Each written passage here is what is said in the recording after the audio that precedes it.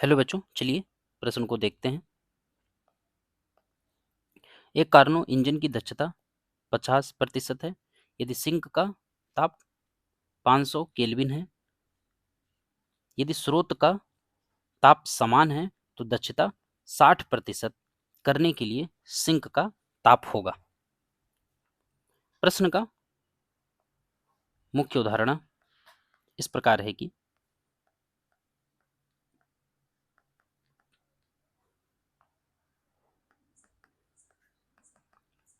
मान लीजिए ये कोई आपका इंजन है और ये आपका स्रोत है,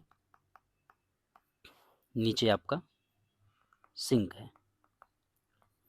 स्रोत से सिंक की तरफ Q1 ऊष्मा आ रही है और फिर इंजन से Q2 ऊष्मा सिंक को जा रही है।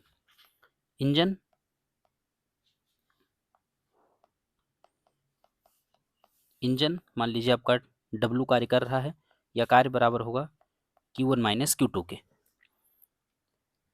ठीक है, और स्रोत का तापमान T1 है, सिंक का तापमान T2 है, तो स्रोत का तापमान हमेशा ज़्यादा होगा और सिंक का तापमान हमेशा कम होगा, तभी ऊष्मा Q1 इंजन से होते हुए और W कार्य करके सिंक की तरफ Q2 ऊष्मा का उस सिंक में जाएगी।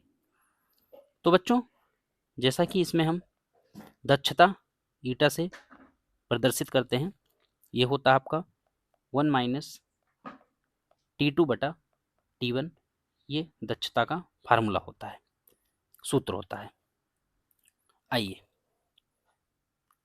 जैसा कि प्रश्न में यह दिया है कि दक्षता 50% यदि सिंक का ताप 500 केल्विन है, तो दक्षता 1 माइनस T2 बटा T1।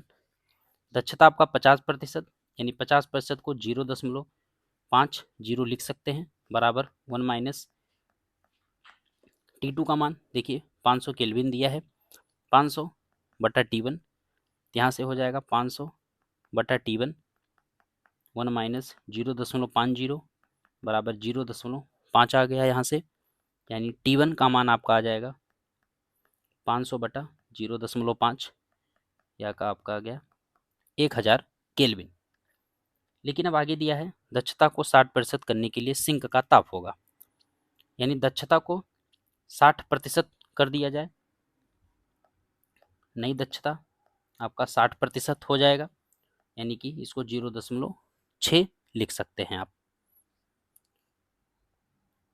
1 माइनस T2 बटा T1, यहाँ से 0.6 हो जाएगा, ये 1 माइनस T2 नया ताप और T1 का मान 1000 अभी हम लोगों ने निकाला था, तो T2 डैश बटा 1000 बराबर 1 माइनस 0.6, ये आपका आ गया 0.4। इस तरह से T2 डैश का मान आ गया आपका 400 केल्विन। इस प्रकार से हम जाकर प्रश्न पे देख रहे हैं कि हमारा जो है बी विकल्प सत्य है। अतः